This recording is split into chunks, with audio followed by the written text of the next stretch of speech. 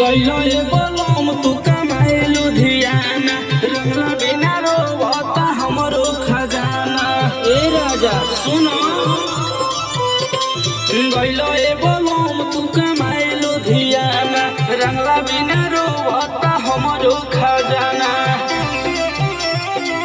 देवरा बाटी बा धरे न जकड़ के, देवरा बाटी बा धरे न जकड़ के, सोचतानी पिचकारी पकड़ के, सोचतानी पिचकारी पकड़ के, पिचकारी पकड़ के, पिचकारी पकड़ के, पिचकारी पकड़ के, सोचतानी पिचकारी पकड़ के, सोचतानी पिचकारी पकड़ के।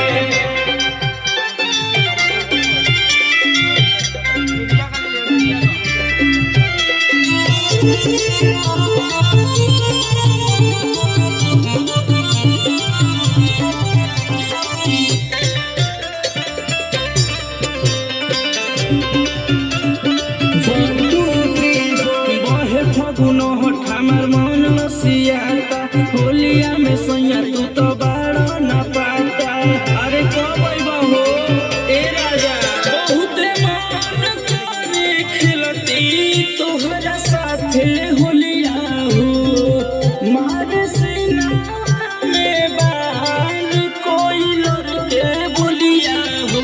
काहे न बुझलो, कटेला रात हमर गरी रगड़ के, कटेला रात हमर गरी रगड़ के, सोचतानी पिचकारी पकड़ के, सोचतानी पिचकारी पकड़ के, पिचकारी पकड़ के, पिचकारी पकड़ के, पिचकारी पकड़ के, सोचतानी पिचकारी पकड़ के, सोचतानी पिचकारी पकड़ के।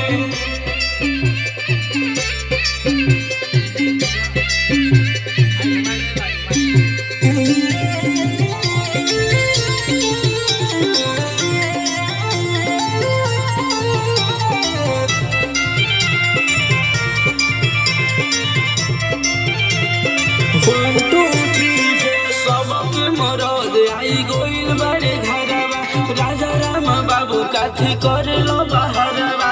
का करे लो बोलो, का होई राजा धन जब मन ना भरी, उमर दे कैसन में हरी के जतन ना करी।